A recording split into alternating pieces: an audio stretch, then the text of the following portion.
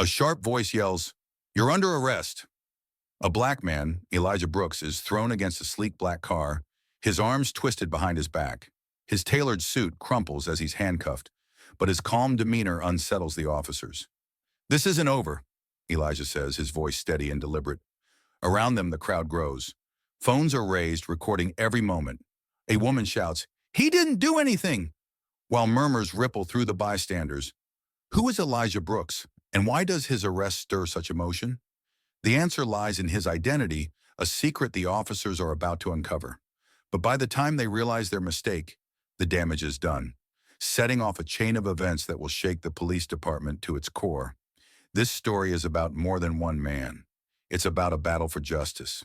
If you're ready to uncover the truth, stick with us. And before we dive deeper, comment where you're watching from and subscribe for more gripping stories like this. Elijah Brooks walked calmly down the busy streets of Central City, a sharp contrast to the bustling energy around him. His tailored suit and polished shoes exuded quiet confidence, commanding attention without effort. He had just finished his usual breakfast, scrambled eggs, turkey bacon, and fruit at a diner he frequented, where the staff greeted him by name. Life felt ordinary until the moment he approached his sleek black sedan. From the corner of his eye, Elijah noticed two uniformed officers walking toward him. Their gazes were fixed on him, sharp and calculating. Something about their demeanor sent a chill down his spine. As a black man, Elijah had learned to navigate encounters with law enforcement carefully, a lesson his father had ingrained in him early on. "Excuse me, sir," one of the officers called out sharply. Elijah turned, his expression calm but cautious. "Yes, officer?" he replied politely. The badge on the officer's chest read, Carter, and his partner Nelson stood a step behind, one hand resting dangerously close to his holstered weapon. Without a greeting or explanation, Carter demanded, "Let me see some ID." Elijah hesitated. His instincts warned him this wasn't just a routine check. "May I ask why?" he inquired, keeping his tone steady. He wanted to diffuse the tension, but he wasn't about to waive his rights. Carter smirked. "Just show us your ID. It's a simple request." Sighing, Elijah slowly reached into his jacket pocket and retrieved his wallet. "I'll cooperate, but I'd like to know what this is about," he said, handing over his license. Carter studied it without changing his expression. "What are you doing in this neighborhood?" Carter asked, his tone accusatory. Elijah's brow furrowed slightly. "I had breakfast down the street. I'm heading to work now. Is there a problem?" Carter ignored the question and stepped closer. "What kind of work do you do?" he asked, suspicion laced in his voice. "I'm a lawyer," Elijah answered calmly, though he felt the tension rise. "I have a meeting soon, so if there's nothing else—" "Lawyer, huh?" Carter cut him off with a scoff. Nelson, silent until now, added with a sneer, "You sure there's nothing illegal in that car of yours?" Elijah could feel the situation spiraling. He'd done nothing wrong, but the officers' aggression made it clear they were looking for trouble. "There's nothing illegal in my car, officers," he replied carefully. "But if you want to waste your time, go ahead." Carter's expression hardened. "Step away from the car," he ordered. Elijah froze. He knew he had a choice: comply and hope things didn't escalate, or stand his ground and risk provoking them further. His father's voice echoed in his mind. "Stay calm. Be smart." "All right," Elijah said, raising his hand slightly. He took a step back. Before he could react further, Carter grabbed his arm and twisted it behind his back. The sudden pain shot through Elijah's shoulder, and he winced. Nelson quickly moved in, forcing Elijah to the ground. "Hey, what are you doing?" Elijah protested, struggling to keep his voice calm despite the pain. "You're under arrest for resisting arrest," Carter snapped coldly as he tightened the cuffs around Elijah's wrists. Nearby, an elderly woman on her balcony gasped in horror. "Leave him alone!" she shouted. A young couple walking their dog stopped to record the scene. "This is messed up," the man muttered, holding up his phone. Elijah saw the camera and felt a flicker of hope. If nothing else, the footage might show the truth. But for now, he was powerless.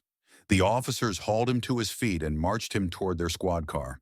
As they pushed him into the back seat, the murmurs of the growing crowd turned into shouts of anger.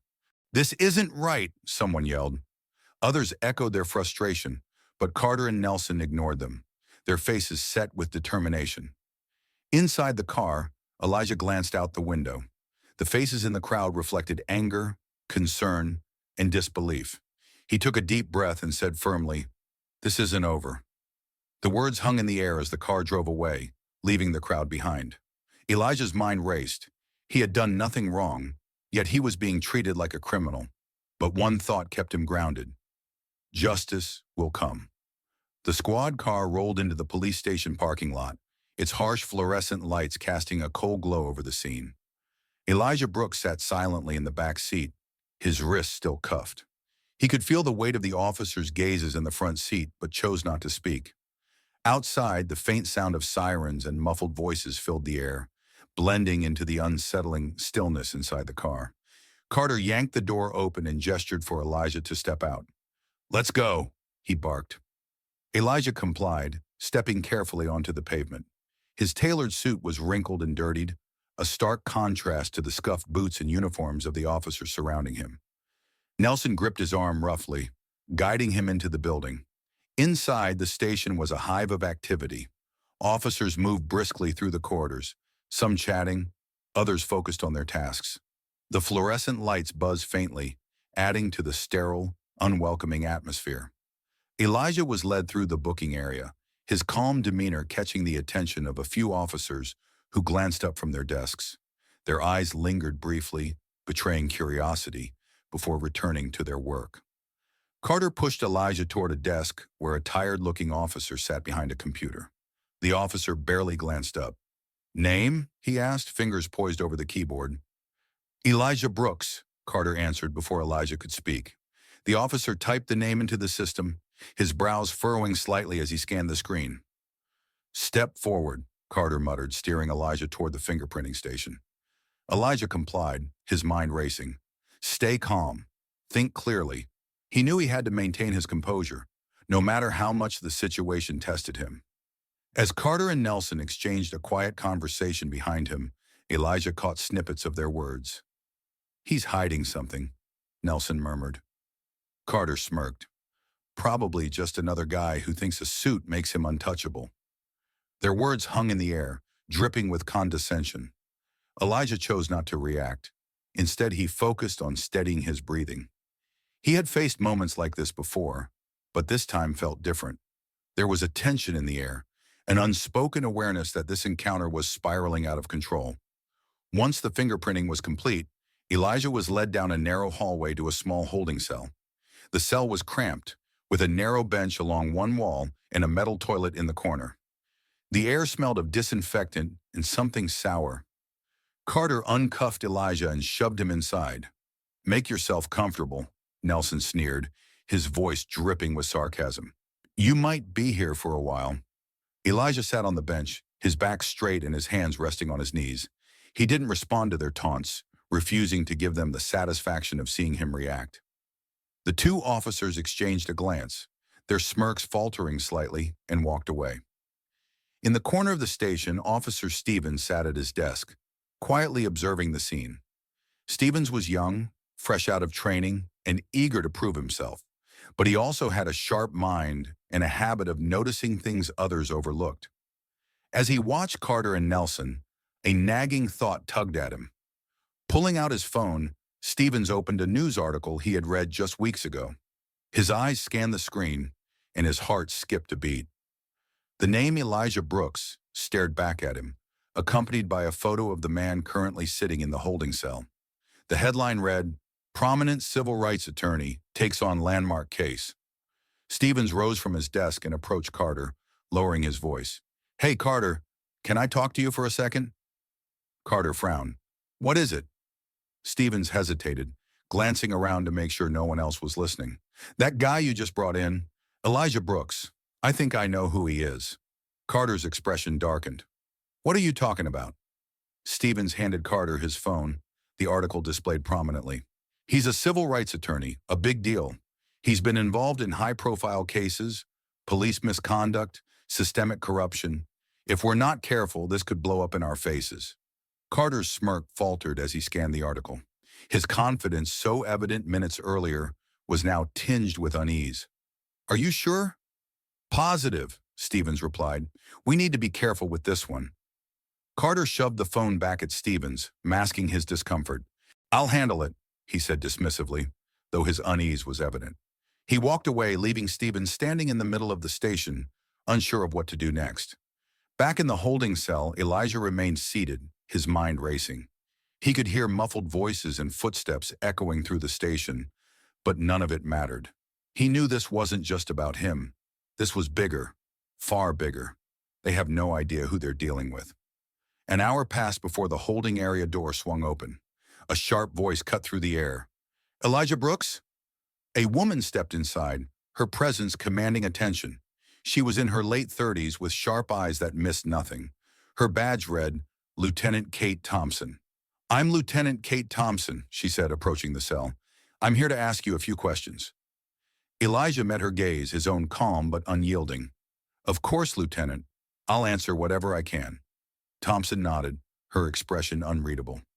"Let's start with why you were arrested." Lieutenant Kate Thompson stood in the middle of the holding area, her sharp gaze fixed on Elijah Brooks. She had seen countless suspects during her years on the force, but something about this man was different. His calm composure and steady demeanor didn't match the profile of someone being held in a cell for resisting arrest. It gnawed at her.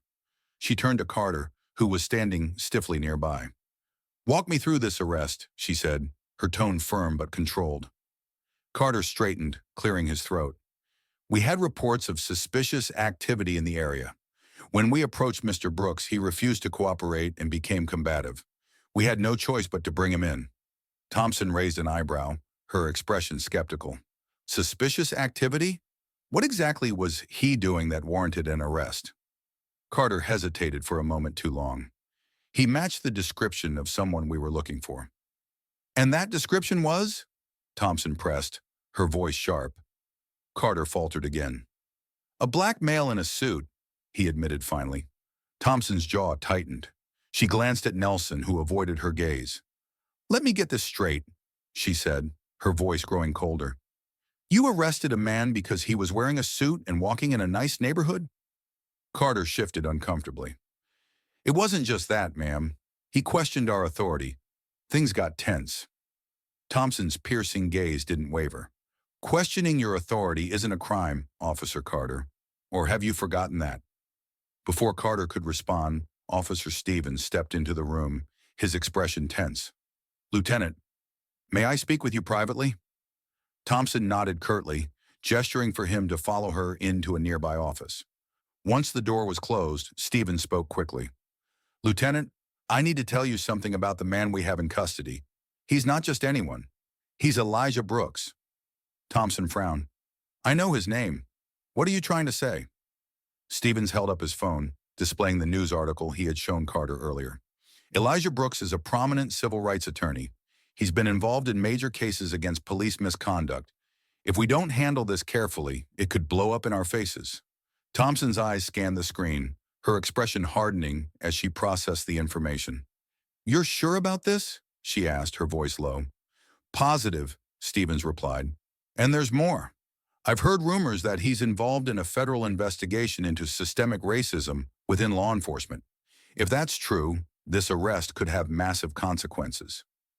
Thompson took a deep breath, her mind racing. She was no stranger to difficult situations, but this was different. If Stevens was right, they weren't just dealing with a wrongful arrest. They were dealing with someone who could dismantle their entire department. Returning to the holding area, Thompson stepped back in front of Elijah's cell. She unlocked the door and walked inside, meeting his gaze directly. "Mr. Brooks, I've been informed of your background. I want to hear your version of events." Elijah's expression remained calm, but there was a spark of determination in his eyes. "Lieutenant, I complied with every instruction your officers gave me. I asked why I was being stopped, and instead of answering, they escalated the situation. I was handcuffed and thrown to the ground for no reason. I've done nothing wrong." Thompson studied him for a moment, weighing his words. "And you're a civil rights attorney," she said, more a statement than a question. "That's correct," Elijah replied. "I've spent years fighting cases like this. What happened today isn't just about me. It's about a larger issue." Thompson nodded slowly. She turned to Carter, who had re-entered the room with Nelson. "Is this true?" she demanded, her tone icy. "Did he comply with your instructions?" Carter opened his mouth, but no words came out. Nelson looked down at his boots, avoiding eye contact. "Answer me," Thompson barked, her voice echoing through the room. "Well, he questioned us," Carter stammered, "and we thought he might be hiding something." "You thought?" Thompson repeated incredulously. "Based on what? A gut feeling? That's your justification for arresting him?" Carter swallowed hard, his confidence crumbling. "We were following protocol," he muttered. Thompson stepped closer, her glare piercing. "Let me be clear. What you did was not protocol. You racially profiled a man, escalated the situation without cause, and now you've put this entire department in jeopardy." The room fell silent, the tension thick enough to cut with a knife. Thompson turned back to Elijah. "Mr. Brooks, I'm going to release you immediately. This was a mistake, and I apologize on behalf of this department." Elijah stood, his posture straight and unshaken. "Thank you, Lieutenant, but you should know this isn't the end of it." Thompson didn't flinch. "I wouldn't expect it to be." As Thompson escorted Elijah out of the holding area, the weight of what had just transpired settled over the room. The officers watched in silence, their faces etched with uncertainty. Thompson knew this was only the beginning of a much larger reckoning. The scene outside the police station was a stark contrast to the tense silence inside. A crowd had gathered, their voices rising in a chorus of anger and frustration. Signs demanding justice were held high, and chants of "Free Elijah Brooks" echoed through the streets. Reporters stood among the protesters, cameras rolling as they documented the growing unrest. Elijah's release had not yet been announced, and the crowd's energy was escalating. Community leaders, activists, and concerned citizens all stood united, their faces reflecting a mix of outrage and determination. The air was thick with tension, and it felt as though one wrong move could ignite chaos. Inside the station, Lieutenant Thompson stood by a window, observing the scene.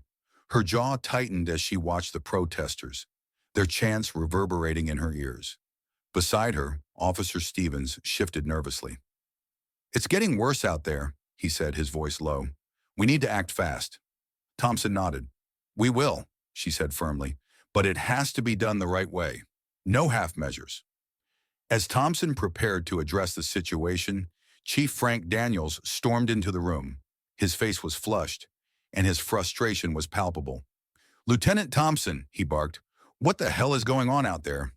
Thompson turned to face him, her expression calm but resolute. "The crowd is demanding Elijah Brooks' release, sir, and they're not going anywhere until we address this." Daniel's scowl deepened. "Do you realize the mess this has created for us? The media is already running with this story, and if we don't get ahead of it, the fallout will be catastrophic." Thompson crossed her arms. "Sir, with all due respect, the only way to fix this is to admit our mistake and release Mr. Brooks. The longer we wait, the worse this will get." Daniels paced the room, his frustration boiling over. "And what do you suggest I say to the press? That we arrested a civil rights attorney on baseless accusations? That we mishandled this from the start?" "Yes," Thompson replied bluntly. "That's exactly what we say. Own up to the mistake, apologize, and make it clear that we're taking steps to prevent this from happening again." Daniel stopped pacing and glared at her. "You're asking me to throw this department under the bus." "No," Thompson said, her voice unwavering. "I'm asking you to do what's right." Before Daniels could respond, a loud crash echoed from outside. Thompson and Stevens rushed to the window and saw that someone in the crowd had knocked over a barricade. Protesters surged forward, their chants growing louder. The situation was spiraling out of control. "We don't have time for this," Thompson said sharply. She turned to Stevens. "Get Mr. Brooks ready to be released. I'll handle the press." Stevens nodded and hurried out of the room. Daniels stared at Thompson, his face a mix of anger and resignation. "You better hope this works," he muttered. Thompson stepped outside, the bright sunlight and sea of protesters momentarily disorienting her. Reporters immediately swarmed her, microphones thrust toward her face. "Lieutenant, what's the department's response to the allegations of racial profiling?" one asked. "Why was Mr. Brooks arrested in the first place?" another pressed.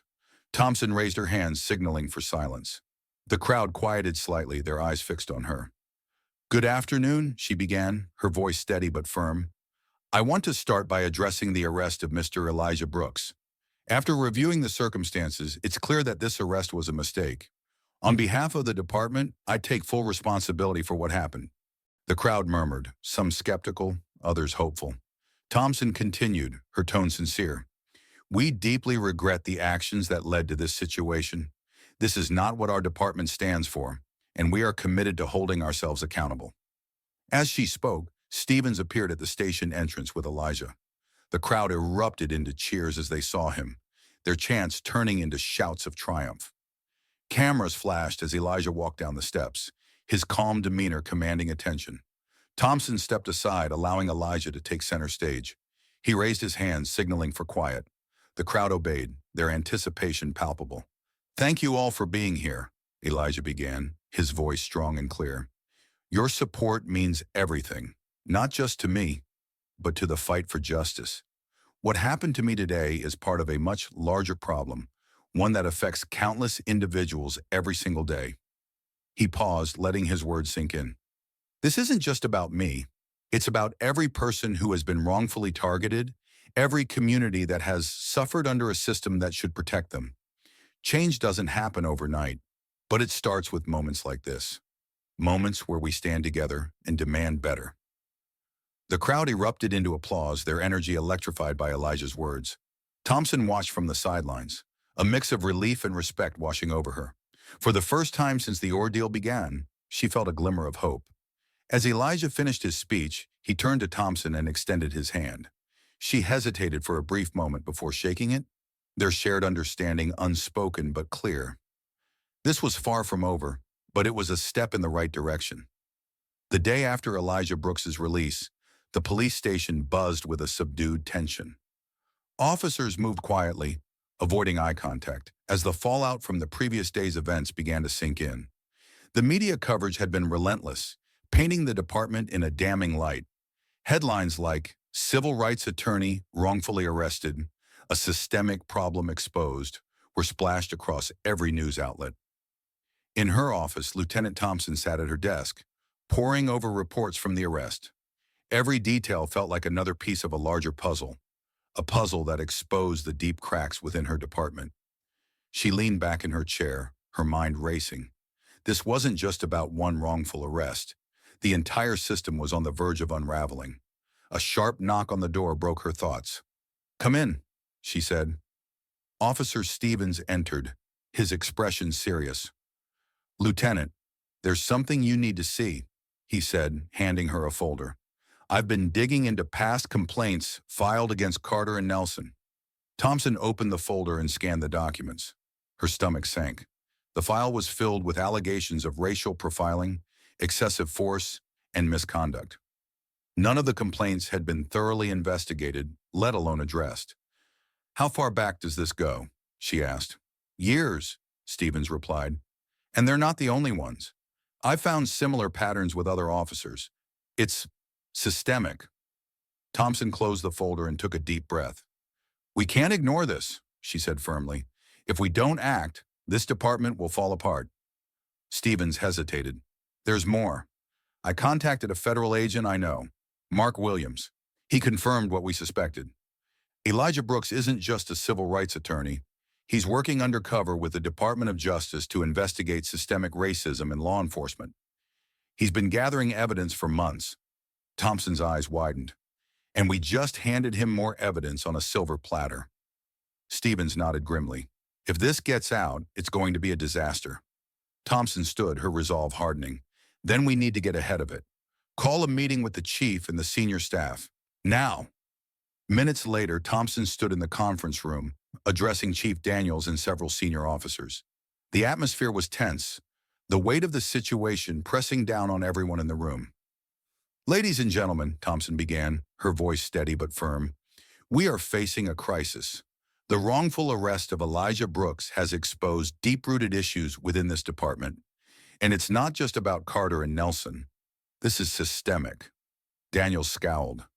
"You're saying this department is corrupt?" "I'm saying we've ignored warning signs for too long," Thompson replied. She placed the folder of complaints on the table. This is just the beginning. If we don't address this now, we're not just looking at a PR nightmare. We're looking at federal oversight, lawsuits, and the potential dismantling of this department. The room fell silent. Daniel's expression darkened. "What's your solution, Lieutenant?" Thompson took a deep breath. "We need a full internal investigation. Every complaint, every case, every officer needs to be reviewed. We need transparency and accountability. And we need to work with the community to rebuild trust." Daniels leaned back in his chair, his jaw clenched. "Do you have any idea how much damage this could do?" "With all due respect, sir," Thompson said, her tone unwavering, "the damage has already been done. The only question is whether we're going to fix it or let it destroy us." Daniels rubbed his temples, the weight of the decision evident on his face. Finally, he nodded. "Fine. Start the investigation, but keep it contained. I don't want this blowing up any more than it already has." Thompson nodded. "Understood."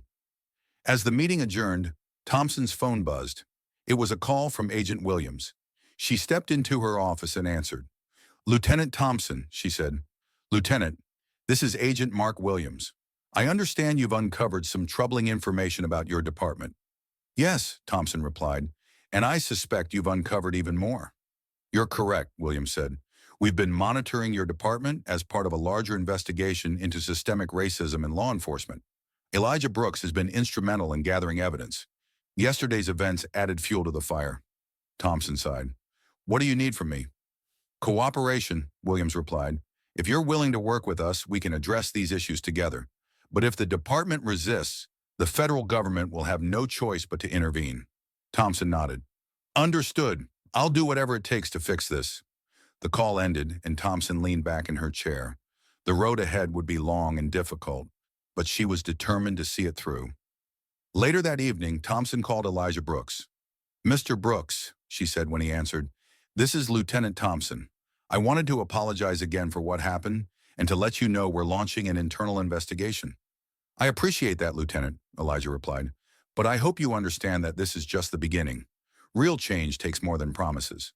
"I know," Thompson said, "and I intend to prove that this time, things will be different."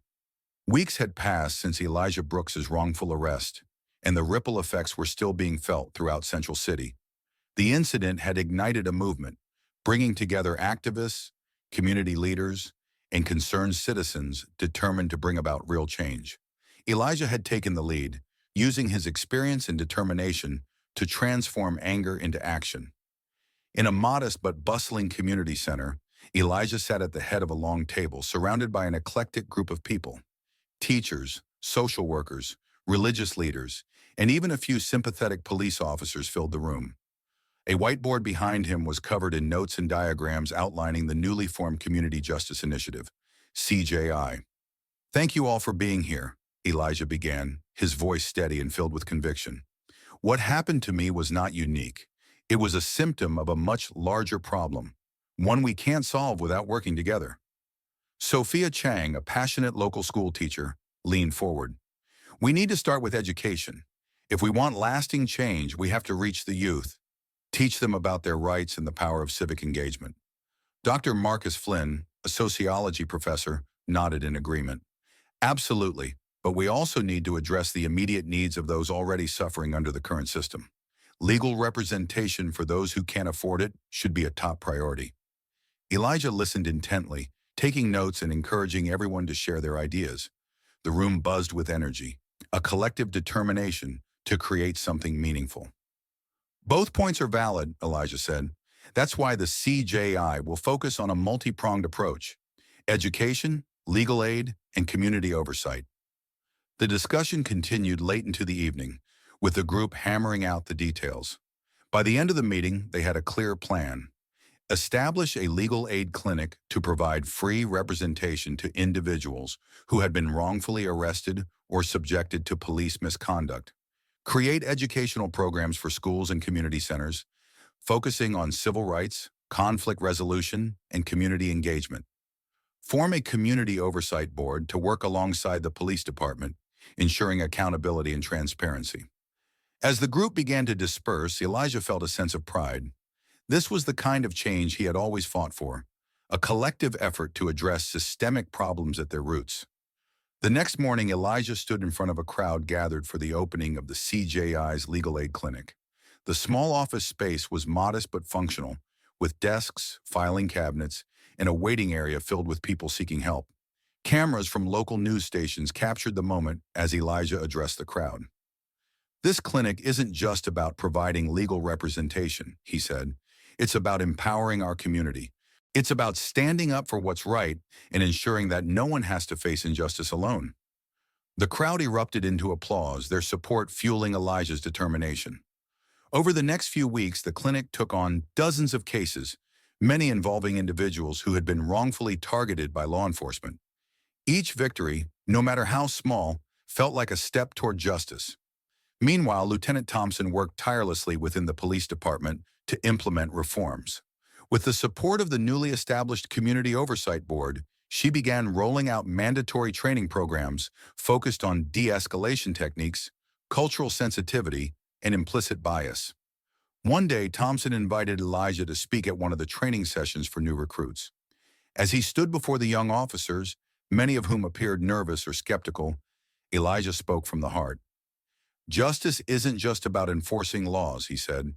"It's about treating every person you encounter with dignity and respect. It's about understanding that your badge gives you power, but it also gives you responsibility. Use it wisely." The room was silent as Elijah finished, his words leaving a profound impact on the recruits. After the session, one young officer, Sarah Johnson, approached him. "Mr. Brooks," she said hesitantly, "I joined the force because I wanted to make a difference. Listening to you today reminded me why I'm here." "Thank you," Elijah smiled. "Thank you, Officer Johnson. The change we're fighting for starts with people like you." The educational programs were also making strides. Sophia Chang and her team worked tirelessly to develop a curriculum that was both engaging and informative. They visited schools, hosting workshops and discussions with students about civil rights and the importance of community activism. One evening, Elijah received a call from Sophia. "Elijah, the school board just approved our curriculum for all high schools in the district," she said, her excitement evident. "That's incredible, Sophia," Elijah replied, a broad smile spreading across his face. "Your hard work is paying off." "It's all of our hard work," Sophia said. "This wouldn't be happening without you." Elijah shook his head.